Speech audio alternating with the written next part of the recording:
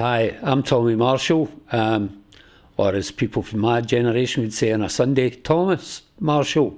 I've lived in Cumbernauld for many years, most of my life actually, and I've seen it grow from empty fields to a very, very large new town.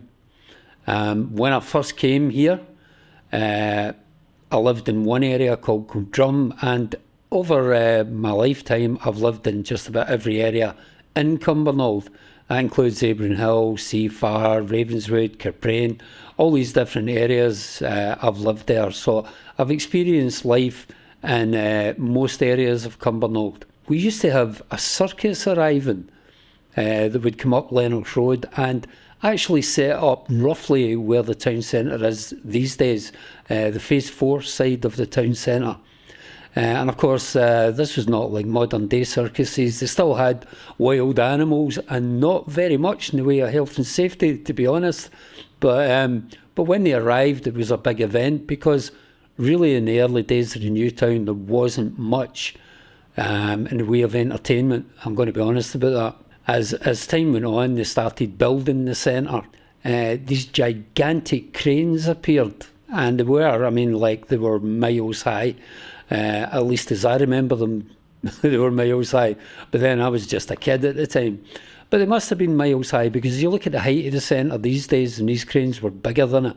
So they were like giant alien ships or something to me. And I used to wonder about the guys who would sit up there in those cranes. You know, they'd be there all day lifting things up and down, bringing them around, stuff like that, you know. In 1977, the Queen had her Silver Jubilee and she came to visit Cumbernauld. Now, I do remember that we were going to actually go on the roof of the library because there was a way to access that to watch her arriving.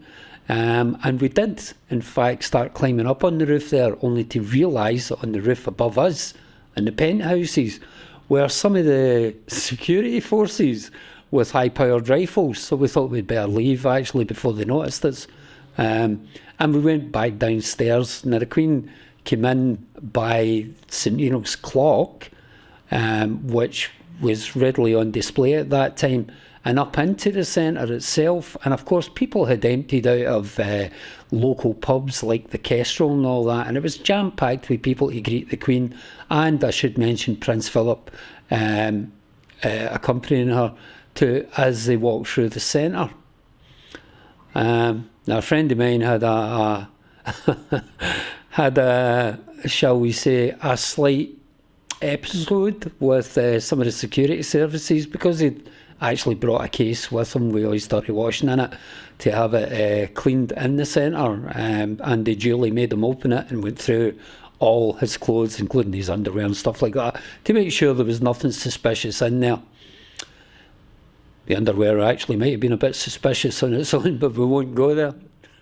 The Golden Eagle itself, when it was built, was a kind of central place for lots of people to go and meet, and there was multiple bars in there.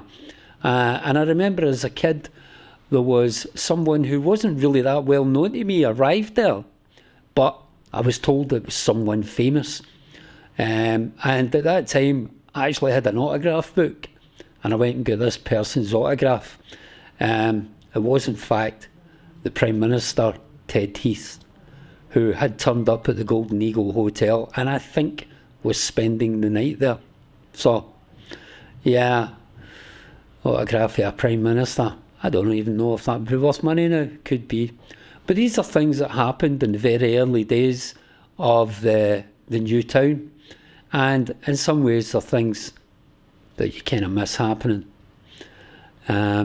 Especially things like the circus and stuff like that.